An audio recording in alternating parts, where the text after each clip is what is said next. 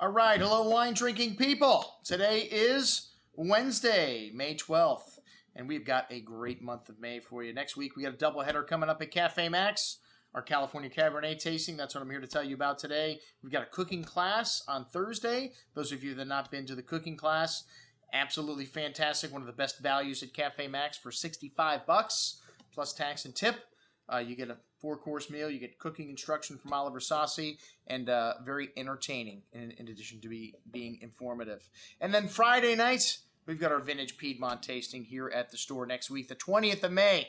Lots of great stuff, as I mentioned before, coming up this month. All right, well, what have we got to sell you today? We've got one of our tastings that we do every other Wednesday at Cafe Maxx coming up next Wednesday, week from tonight.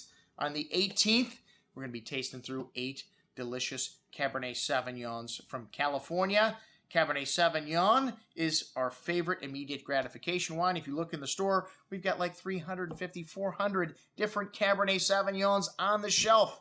Cabernet Sauvignon originally was created at Montpellier University in France 150, 200 years ago. They crossed Cabernet Sauvignon with they crossed Cabernet Franc with Sauvignon Blanc, a white grape, and they made Cabernet Sauvignon.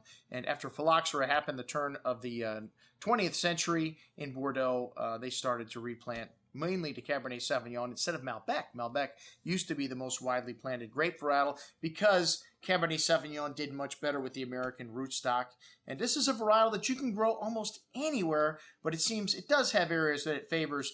Napa Valley is one of the greatest areas in the world for Cabernet Sauvignon. So the majority of the wines that we have on the sheet tonight are from Napa Valley, okay? I mean, the majority of the wines I have on the shelf from California are Napa Valley. They do make great Cabernet Sauvignon also in Sonoma and Alexander Valley in particular, and then they do a pretty good job with it up in Mendocino. We have one wine from Mendocino in this tasting. Andy Beckstoffer's 75, which has been one of the hottest selling Cabernets in the $20 price range in the store the last year, and the 09 vintage. Wow, we've got wines, from the last few vintages here. 07, a great vintage from Napa. This is one of the most exciting vintages that's been released in the last decade. We've got 2008 vintage wines, another exciting vintage. 2006, very good vintage. Do they make bad wines in Napa? I mean, they have bad vintages ever?